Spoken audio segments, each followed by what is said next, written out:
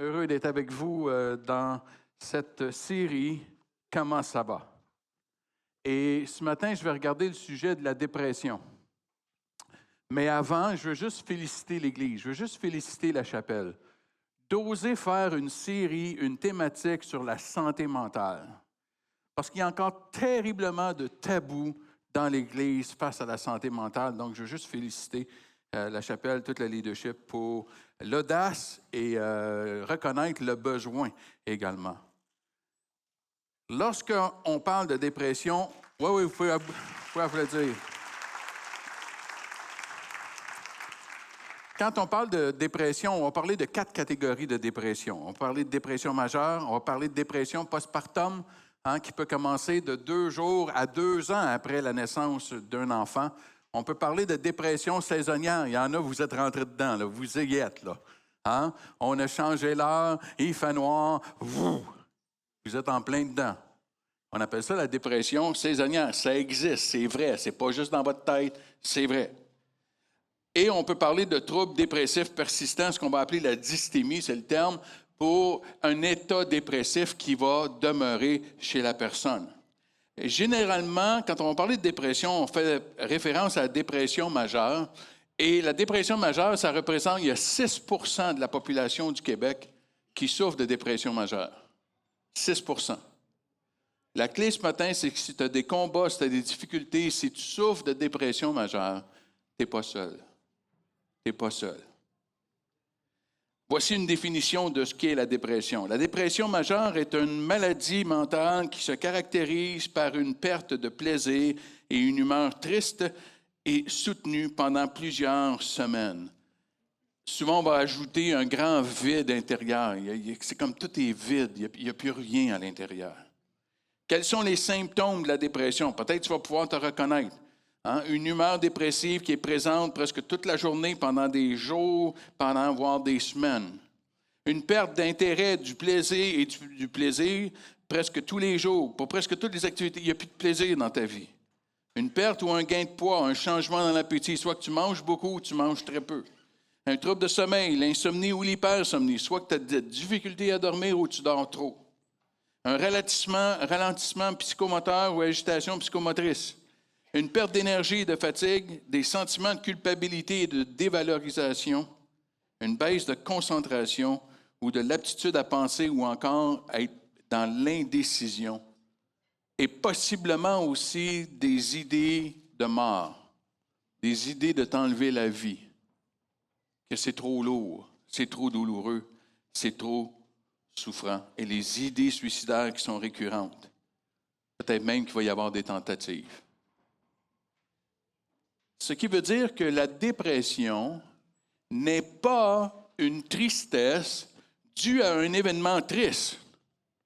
Parfois, j'ai des gens qui viennent me voir et me disent « Je suis en dépression. Je viens de vivre une rupture amoureuse.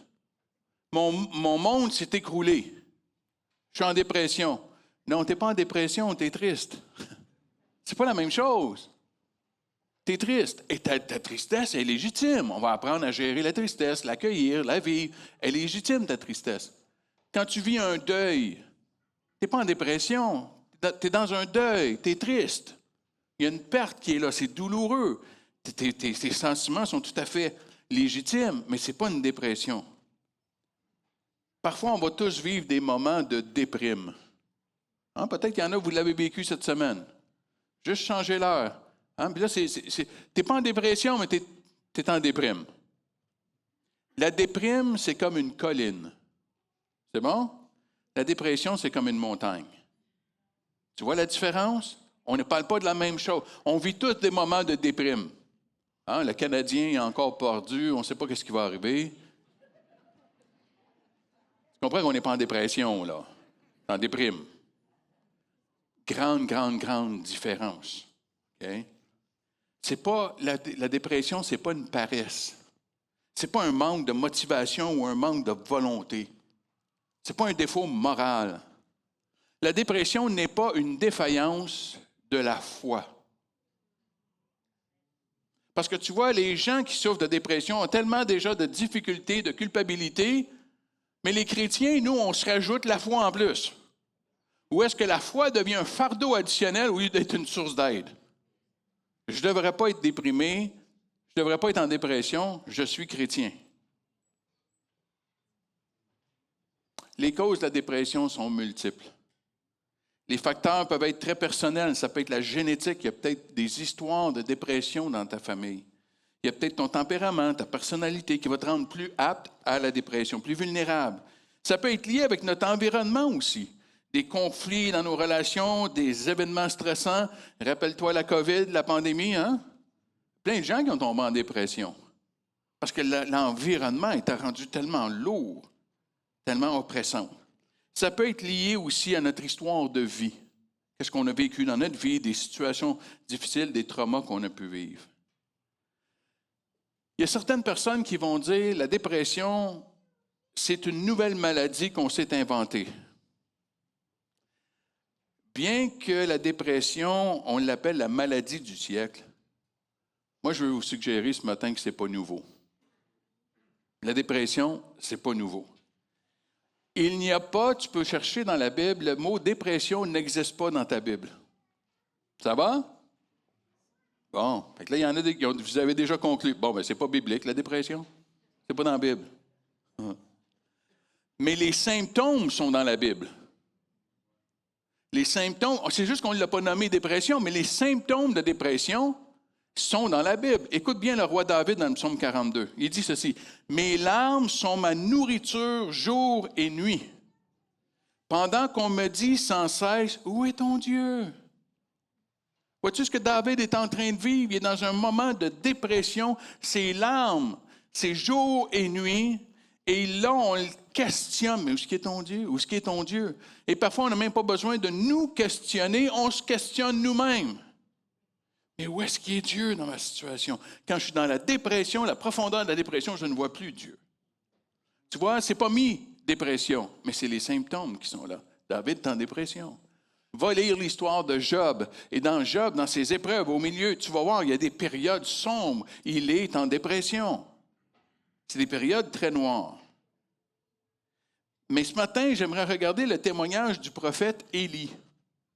Et y découvrir des pistes pour nous aider à traverser une dépression. On va regarder le prophète Élie, qui techniquement est beaucoup plus un bipolaire. Le prophète Élie a des périodes très, très, très élevées et intenses d'activité et après, il va avoir le crash. C'est la définition d'une bipolarité. Ce n'est pas la même chose qu'une dépression. Mais dans la période de dépression, on peut aller voir des pistes et c'est ce que je veux regarder avec vous ce matin. On va aller dans 1er Roi 19. Tu vois comment on va loin, là? Hein? On s'en va dans le 1er Roi. Pourquoi 1er Roi? Parce qu'il y a 2e Roi aussi. Hein? Il y a deux livres. 1 roi, 2 rois. Ça va? OK. 1er Roi 19. Élie, voyant cela, se leva et s'en alla pour sauver sa vie. Il arriva à Beersheba, qui appartient à Juda, et il laissa son serviteur. Pour lui, il alla dans le désert, où après une journée de marche, il s'assit sous un genêt, c'est un arbre, et demanda la mort, en disant, « C'est assez, maintenant, Éternel, prends mon âme, car je ne suis pas meilleur que mes pères. » Il se coucha et s'endormit sous un genêt, et voici un ange le toucha et lui dit, « Lève-toi, mange. » Il regarda, et il y avait à son chevet un gâteau cuit sur des pierres chauffées et une cruche d'eau. Il mangea et but, puis se recoucha. Et l'ange de l'Éternel vint une seconde fois, le toucha et dit, « Lève-toi, mange, car le chemin est trop long pour toi. » Il se leva, mangea et but, et avec la force que lui donna cette nourriture, il marcha 40 jours et 40 nuits jusqu'à la montagne de Dieu à Horeb. La première chose qu'on voit ici chez Élie, c'est son besoin de repos et de nourriture. Après avoir accompli des grands exploits pour Dieu. Si tu vas lire l'histoire avant, là, tu vas voir, il y a des grands exploits, il y a des miracles, c'est incroyable ce qui prend place. La reine du pays est fâchée contre le prophète, puis elle dit, « Je vais te tuer. » C'est pour ça qu'il s'en va se cacher pour sauver sa vie, parce que sa vie est menacée. Il s'en va dans le désert. Il est exténué, il est brûlé, il est déprimé, il est en burn-out total. Et là, il crache. Et là, Dieu envoie un ange pour restaurer son prophète. Et comment il le fait? Il le fait dormir, il vient le nourrir, puis il donne de l'eau. Les besoins de base. Parce que tu vois, Élie avait complètement oublié que l'humain a besoin de sommeil, a besoin de nourriture et a besoin d'eau. À quoi ressemble ton sommeil? À quoi ressemble ta routine pour le sommeil? Es-tu sur les écrans jusqu'à la dernière minute? Est-ce que tu savais que sur les écrans, il y a une lumière bleue qui est dégagée? Et que la lumière bleue qui est là, ton cerveau le perçoit comme étant le lever du soleil, puis le ciel est bleu. Fait que plus tu es sur l'écran, moins tu vas dormir. Parce que ton cerveau dit « Hey, c'est le matin, il faut se lever, là. Il faut se lever. » Et tu t'en rends même pas compte. C'est pour ça que tu peux rester des heures et des heures et des heures sur ton écran. Parce que ton cerveau est complètement déjoué, pense que c'est le matin. Tu sais qu'on a compris et on a les preuves que plus tu passes de temps sur les médias sociaux, plus ton niveau de dépression va être élevé. Ton niveau d'anxiété aussi. Parce que c'est une comparaison constante, et tu stimules une partie de ton cerveau. C'est pour ça que tu veux toujours... Hein? Je suis le seul, hein? OK. Puis des fois, tu es rendu à lire des affaires. Veux-tu bien me dire pourquoi je suis en train de lire ça, moi? Parce que tu as fait un swipe, ça t'a amené ailleurs, ça t'a amené ailleurs, ça t'a amené ailleurs. Puis après ça, les algorithmes, qu'est-ce qu'ils font? Ils t'envoient exactement ce que tu es allé voir. Ça stimule une partie de ton cerveau, ça vient déjouer ton besoin de sommeil. À quoi ressemble ta diète? Tu dis, moi, c'est pas, moi, des fois, quand je suis fatigué le matin, là, ça, 2-3 bons cafés, puis ouais, on y va. Ou encore des boissons énergisantes. Il n'y a pas personne qui fasse ça ici, je sais. Mais on s'en va en ligne, Fait que, savais-tu que ces choses-là, c'est toutes des dépresseurs? Parce qu'après le pic, il y a le crash. C'est pour ça qu'il y a des gens, je connais des gens qui ont besoin de prendre un café le soir avant de dormir. Tellement ils en ont pris dans la journée, là, puis là, ils sont dans le crash. À quoi ressemble ta diète? Est-ce que tu es élevé en sucre dans ta diète? Prends-tu garde à ta diète? Ou fais-tu encore, pour ceux qui travaillent en ligne, là, on n'aura pas de confession, là, mais on travaille en ligne,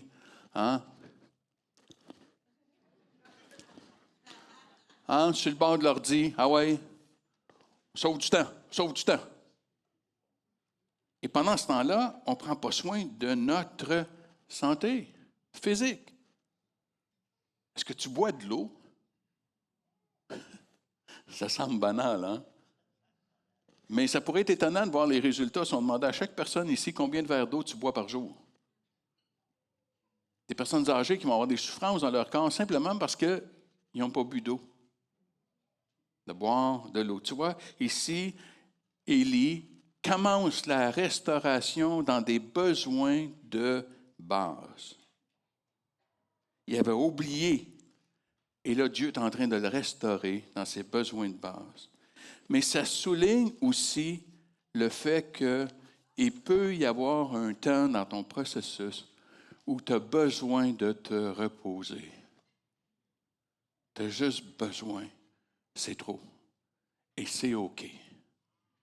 J'ai des gens qui sont en arrêt de travail pour épuisement professionnel. Puis ça fait 2 jours qu'ils sont en arrêt de travail. Là, OK, quand je vais retourner, qu'est-ce que je vais... Hey. T'es en arrêt. C'est correct de te reposer. Tu en as besoin. Mais après être restauré physiquement, Élie va aller dans la caverne et on va regarder comment il va en sortir. Versets 9 et 10. Et là, il entra dans la caverne et il y passa la nuit.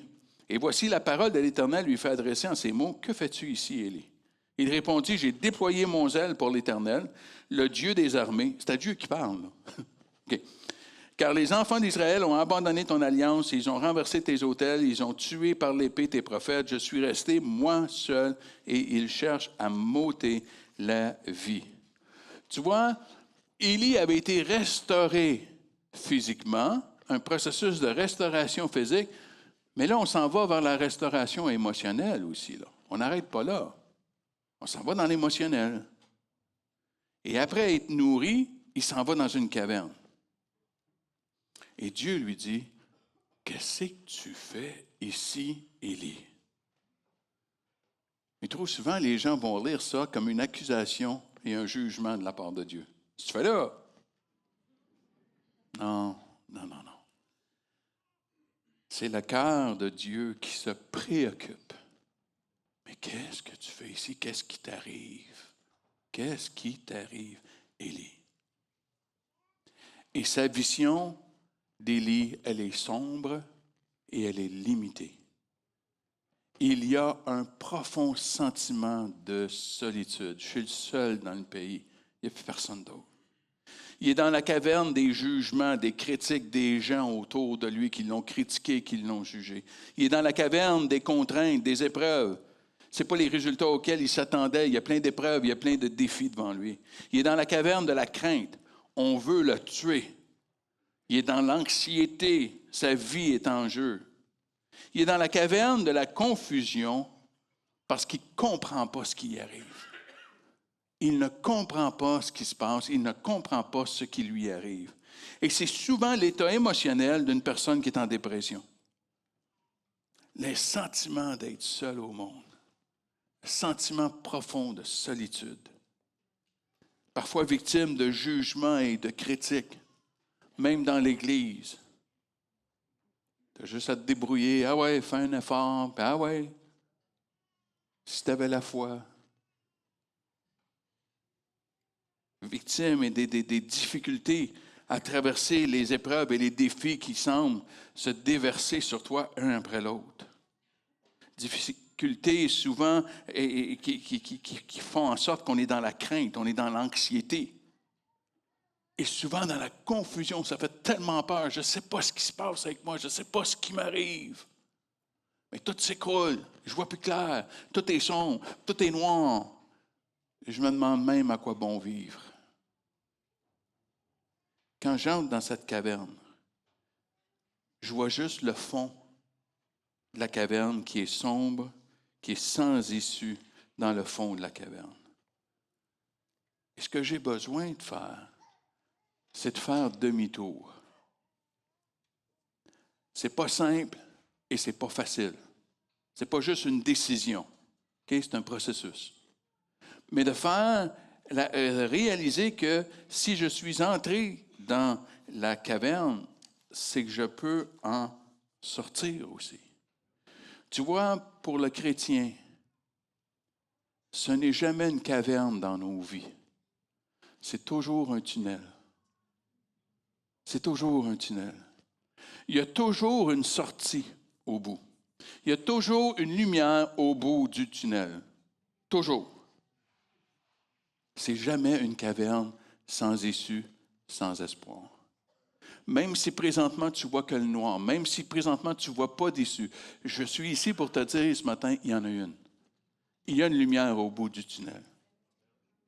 Peut-être qu'il y a une courbe dans le tunnel. C'est correct, tu ne la vois pas, la lumière. C'est correct. Tu sais, quand tu es dans le fond de la vallée, là, dans le psaume 23, quand je marche dans la vallée de l'ombre de la mort, quand je suis dans le fond de la vallée, là, je ne les vois pas, les eaux paisibles, les verts pâturages. Je ne les vois pas, je suis dans le fond, là. Je suis dans le fond. Mais ils sont là quand même quand je ne le vois pas. Ce n'est pas parce que c'est nuageux et que tu ne vois pas le soleil que le soleil n'existe plus. Le soleil est encore là. Tu ne le vois pas. C'est correct. C'est correct. Tu traverses dans la vallée. Tu es dans le creux. Tu ne le vois pas. Mais de te souvenir qu'il y a toujours un espoir avec Dieu. C'est jamais une caverne. C'est toujours un tunnel. Comment je peux faire demi-tour? Comment je peux commencer mon processus tranquillement de faire demi-tour? Premièrement, de connaître. Connaître. C'est-à-dire de connaître les principes de santé mentale, d'apprendre à me connaître moi, mes limites, mes forces, de réaliser que parfois j'en ai peut-être trop pris. Hein? d'apprendre à me connaître, de voir quelles sont les ressources qui sont disponibles autour de moi. Parce qu'il y en a plein. Tu n'es pas tout seul. De connaître les signes. Quels sont les signes avant-coureurs qui me disent « Oups, là, il faut que je change des choses. Oups, là, il faut que je fasse attention. » Après, d'évaluer, non seulement de connaître, mais évaluer. C'est quoi les facteurs qui influencent mon bien-être? Ma gestion de vie.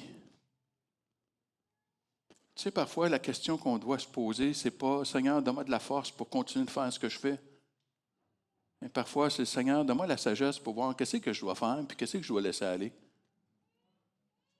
Parce que des fois, c'est juste trop. C'est juste trop. Et parfois, il faut simplement se connaître, évaluer, dire « J'en ai trop, là. J'en ai trop. » Les difficultés de voir la différence entre qu'est-ce qui est important dans ma vie et qu'est-ce qui est urgent dans ma vie. Alors, d'évaluer. Après, de faire des choix. Tu peux faire des choix pour toi. Parfois, c'est des petits choix. Mais commence avec des petits choix. Tu es encore en mesure de faire, même si c'est difficile, même si c'est petit, de commencer à faire des choix et d'agir. C'est-à-dire penser à l'action, aussi petit que ce soit. Parce que agir nous aide à sortir de la caverne. Un pas à la fois vers la sortie. Ça va peut-être être des petits pas, mais fais-les. Fais-les. Pour commencer à changer la pensée intérieure qui t'envahit et qui t'habite, que tu ne peux pas rien faire. Non, tu peux faire encore certaines choses. Et Dieu va venir vers son prophète et commencer à lui donner une nouvelle perspective. Regarde bien dans le verset 11. L'Éternel dit, « Sors et tiens-toi dans la montagne devant l'Éternel. » Et voici, l'Éternel passa, et devant l'Éternel, il y eut un vent fort et violent qui déchirait les montagnes et brisait les rochers. L'Éternel n'était pas dans le vent. Et après le vent, il se fit un tremblement de terre, et l'Éternel n'était pas dans le tremblement de terre. Après le tremblement de terre, un feu, et l'Éternel n'était pas dans le feu. Et après le feu, un murmure doux et léger. Un murmure doux et léger. Quand Élie l'entendit, il ne sembla pas le visage de son manteau. Il savait que Dieu était là. Il sortit et se tint à l'entrée de la caverne. Et voici une voix lui fit entendre ces paroles. « Que fais-tu ici, Élie?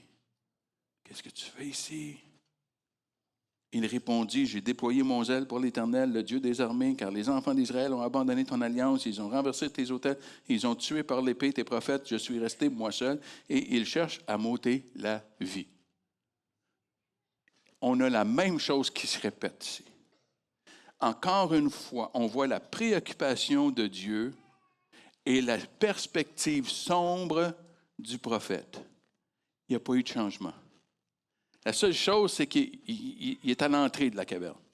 Il n'est plus dans le fond de la caverne, mais tout n'a pas changé. Élie est encore envahi par ses pensées de découragement, de peur, de solitude. Ses idées sont encore très, très sombres. Et tu vois ce que ça nous décrit ici? C'est l'idée que la restauration, la guérison de notre santé mentale peut être un processus. Il y a des petits pas qui viennent de se faire. Il n'est plus dans le fond de la caverne, il est à l'entrée de la caverne. Mais il est encore déprimé. Il est encore en dépression. Son état émotionnel n'a pas changé, sa vision n'a pas changé, sa perspective n'a pas encore changé. Il a fait des petits pas, mais c'est un processus. C'est un processus. Je me souviens, j'avais rencontré quelqu'un, et puis il y a quelqu'un d'autre qui m'a dit, « Bon, là, il va-tu mieux, là? » Ben, je suis bon, là, mais ça fait juste 4 rencontres qu'on a, puis lui, il a 52 ans. Ça fait 52 ans qu'il vit d'une certaine façon, puis là, en 4 rencontres, ça va être un petit peu plus long. Il y a des enjeux, il y a des conceptions, il y a des principes, il y a des histoires de vie qui font en sorte que parfois c'est un processus qui va être plus long pour certaines personnes. Il n'y a pas de recette magique que tout d'un coup, pouf. Regarde Philippiens 1,6, comment Paul le dit. Il le dit tellement bien. et dit, je suis persuadé que celui qui a commencé en vous cette bonne œuvre la rendra parfaite pour le jour de Jésus-Christ. Vois-tu le processus? Il y a quelque chose qui a été commencé. Il est fidèle pour l'accomplir, mais il y a encore de l'ouvrage à faire. Amen? Regarde ton voisin ou ta voisine, dis, il y a encore de l'ouvrage à faire.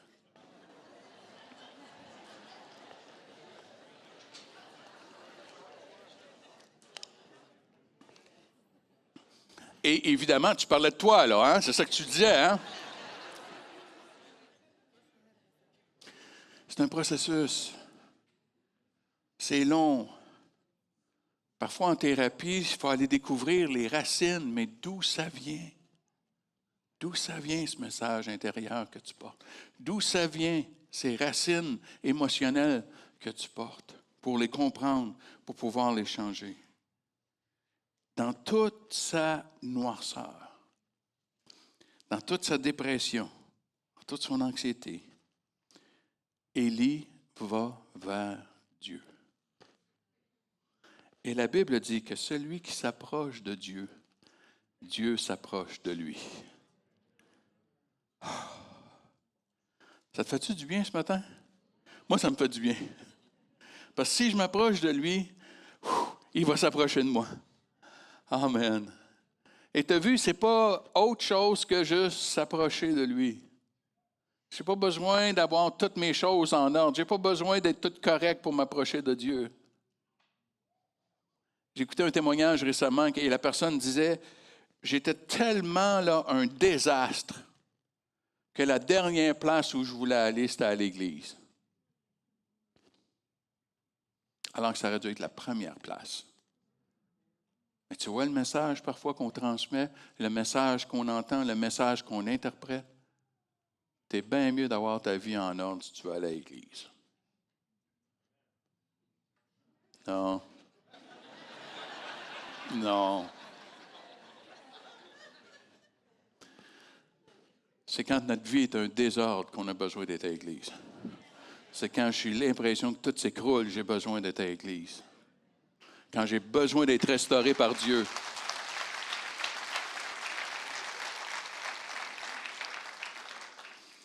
Et ici, Dieu s'approche d'Élie par pas dans des grands signes miraculeux, pas par des grandes manifestations miraculeuses, mais par un murmure doux et léger.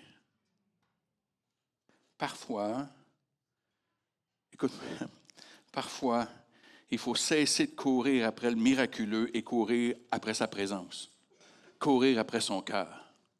Arrête de courir après le miraculeux. Cours pour son cœur. Il va y avoir des miracles. Mais peut-être qu'il y aura simplement un doux murmure. Un doux murmure léger. Un murmure doux et léger parce que Dieu voulait parler au cœur d'Élie. Il ne voulait pas impressionner. Élie avait vu la grandeur et la puissance de Dieu. Il l'avait vu.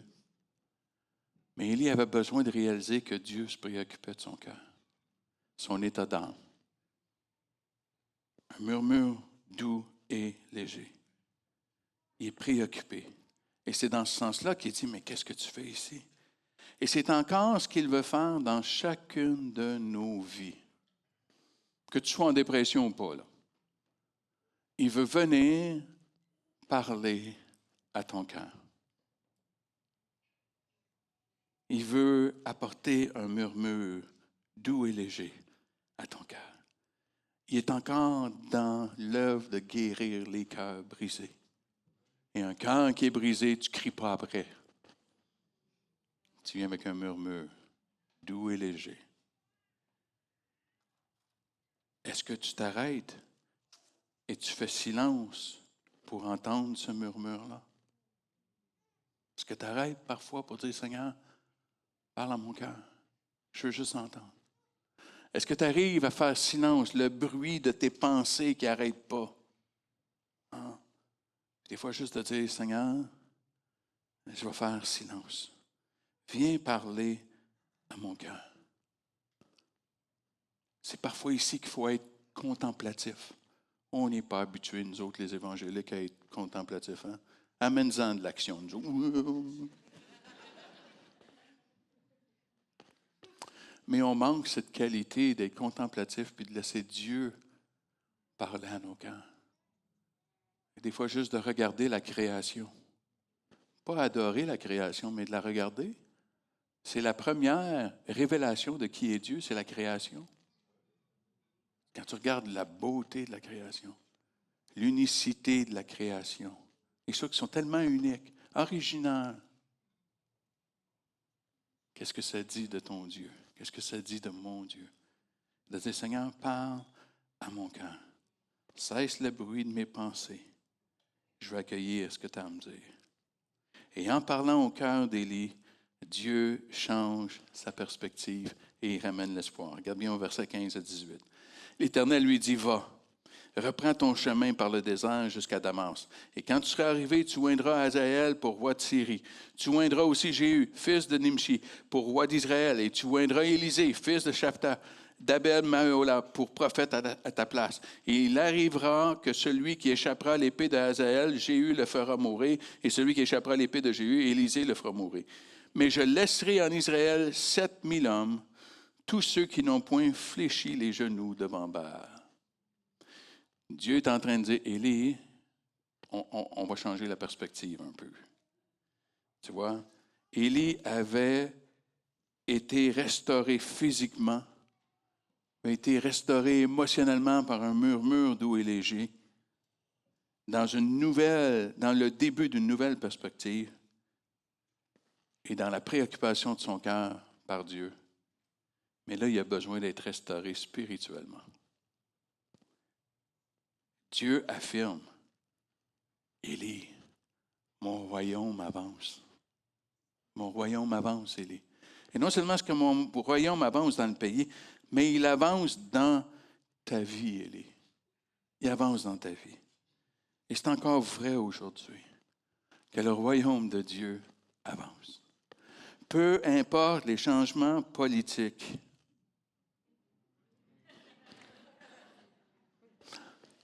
peu importe les changements mondiaux qui prennent place, ça n'empêchera, peu importe les pandémies. Alléluia. Il n'y a rien qui va empêcher l'avancement du royaume de Dieu. Il n'y a rien.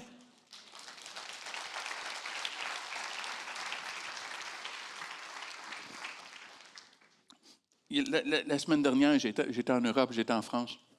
J'ai rencontré une jeune femme. Elle s'est convertie pendant la pandémie. Elle dit, j'écoutais, elle dit, je me demandais qu'est-ce qui se passait dans le monde. Je ne comprenais plus le sens de la vie. Je ne comprenais plus. Je suis tombé en ligne. J'ai commencé à écouter des réunions de l'Église où elle va maintenant. Et puis, j'ai accepté Jésus, moi, pendant la pandémie. Tu vois, même une pandémie ne peut pas empêcher le royaume de Dieu d'avancer. Et ta dépression, ta santé mentale, n'empêchera pas le royaume de Dieu d'avancer dans ta vie. Ça ne l'empêchera pas. Dieu est plus grand. Dieu est plus grand. Mets la lumière de Dieu au lieu de la noirceur de la dépression dans ta vie. En d'autres mots, ouvre les rideaux. J'avais quelqu'un qui était en dépression. Puis j'ai juste demandé à quoi ça ressemble chez toi. Tous les rideaux sont fermés. Ouvre les rideaux. Petit pas, hein? Petit geste. Ouvre les rideaux. Tu as besoin de lumière. Tu as besoin de la lumière de Dieu qui va venir changer ta perspective. Et non seulement est-ce que le royaume de Dieu va continuer dans ta vie, mais il va continuer au travers ta vie. Parce que tu vois, c'est ce que Dieu dit à Élie. Il ranime la mission, il ranime l'appel sur la vie d'Élie. En d'autres mots, Dieu est en train de dire, Élie, c'est parce que c'est pas fini. C'est pas fini, Élie. Tu es dans une saison, c'est pas la fin. Tu es dans une saison. Tu es dans une saison de dépression, mais ce n'est pas la fin, ce n'est pas final. Il y a encore de la vie après cette saison-là. Alors qu'il se pensait disqualifié dans sa dépression, disqualifié dans sa santé mentale, Dieu lui dit, voici ce qu'il te reste à faire, Élie. Voici ce qu'il te reste à faire. Et c'est la même chose pour toi. Tu n'es pas disqualifié par ta santé mentale ce matin. Tu n'es pas disqualifié. Tu n'es pas disqualifié. Ta dépression n'est pas la fin, c'est juste une saison. C'est juste une saison. Et surtout, tu n'es pas seul. Tu n'es pas seul. Tu vois, Élie, dans sa dépression, il dit, je suis le seul qui reste au pays. Et Dieu dit à Élie, non, Élie, il y en a encore 7000 hommes qui n'ont pas fléchi le genou. Tu n'es pas tout seul, Élie. Il y en a d'autres autour de toi. Quand tu as l'impression que tu es tout seul, je veux juste te dire ce matin, tu n'es pas tout seul. Tu n'es pas tout seul. Il y a d'autres personnes autour de toi. Tu n'es pas seul. Et surtout, ne reste pas seul. Reste pas seul. Laisse-moi te mettre à l'écran des ressources qui existent. C'est des ressources qui existent, qu'on retrouve en ligne, qui sont ici au Québec, sur comment faire face à la dépression. Et le premier, relief.ca, c'est celui qui s'appelait Revive à l'époque. À l'époque, on l'appelait Revive, mais ça se gâchait en anglais, je pense. Alors, ils appelaient ça Relief. Mais relief.ca a plein d'informations sur la dépression, mais ils ont des petits groupes de soutien aussi, qui existent. Tu dis, oui, mais attends une seconde, là, ça, c'est-tu des chrétiens? Non, ce n'est pas des chrétiens. Amen. Mais quand ta maison est en feu, c'est-tu inquiétant de savoir si le pompier est chrétien ou pas?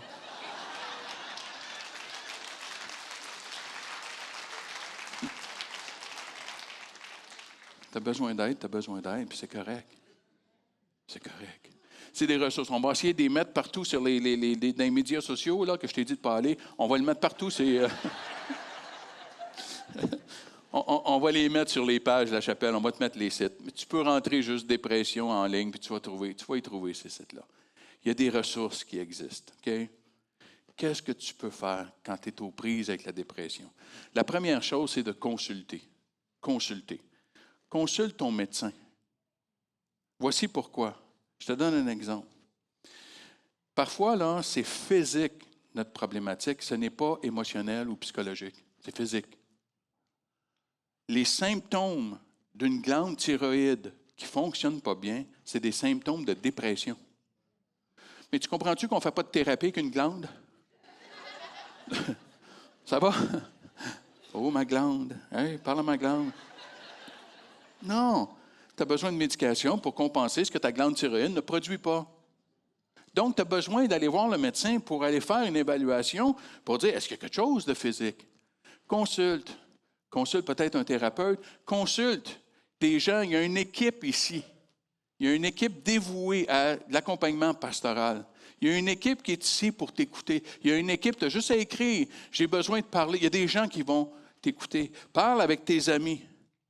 La clé, c'est de parler, de ne pas rester seul.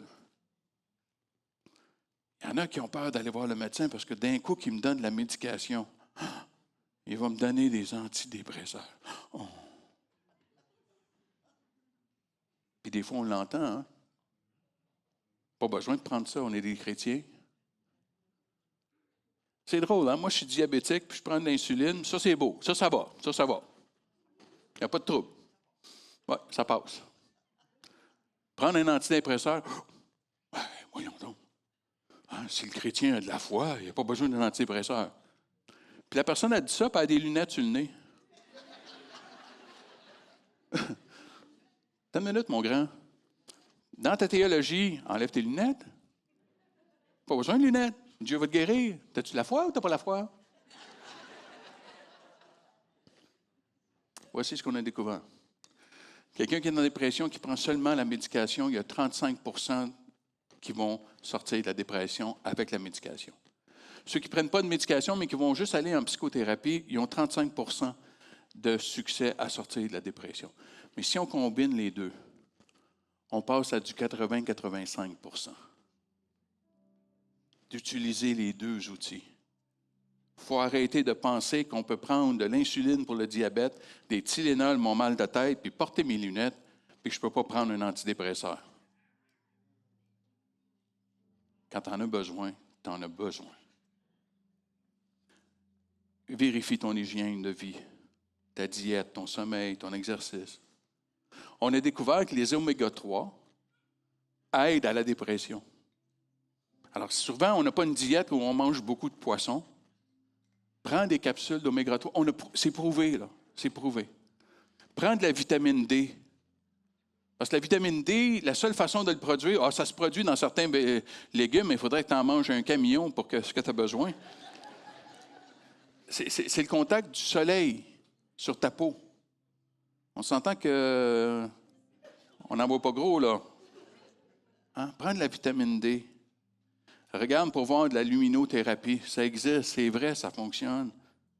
Tente de sortir de la maison à tous les jours. Fais un effort. Je sais que c'est un effort. Trouve-toi une routine, même si tu es en dépression. Juste de se lever et de s'habiller. Tu sais ce qu'on a découvert? Que dans les résidences de personnes âgées, tu sais, les personnes âgées là, qui vont aller à la banque, puis c'est l'habit, la cravate, un petit monsieur, il s'en va, puis son petit chapeau, puis tout checké, il s'en va à la banque. Savais-tu que les gens qui s'habillent dans des résidences de personnes âgées vivent plus longtemps que ceux qui ne le font pas? C'est une hygiène de vie, tu vois? Juste de s'habiller. D'avoir de la zoothérapie quand tu es seul. Ou un animal de compagnie, c'est prouvé, ça existe, ça marche. Si tu as des idées suicidaires, appelle à l'aide. Appelle à l'aide. Tu as telle aide qui existe. Tu peux les appeler 24 heures sur 24, 7 jours par semaine. Appelle. Reste pas dans ce fond de caverne-là. Appelle à l'aide. Développe aussi la gratitude de tout ce qu'on a autour de toi. Ça va commencer à changer ta perspective. Continue de travailler sur toi. Accepte-toi, accepte tes limites. Aie un peu plus d'autocompassion. Mais surtout, viens dans la présence de Dieu. Viens dans la présence de Dieu et laisse-le parler à ton cœur. Laisse-le parler à ton cœur. Parce qu'il se préoccupe de toi. Parce qu'il t'aime. Si tu connais quelqu'un qui souffre de dépression, peux-tu être l'ange dans sa vie? Des fois, c'est juste d'amener un repas, juste d'amener une présence, juste d'être encouragé à la personne. Je ne peux pas t'aider, je n'ai pas les compétences, mais je peux t'écouter. Je peux t'encourager à consulter. Je peux t'encourager. Juste d'être l'ange qui vient autour des personnes. Tu peux sortir de la caverne de la dépression. C'est un processus. C'est vrai. Parfois, ce n'est pas instantané. C'est vrai. Ça peut être long. Mais tu peux t'en sortir. Parce qu'avec Dieu, il y a toujours de l'espoir. Il y a toujours de l'espoir. Est-ce qu'on peut courber nos têtes ensemble?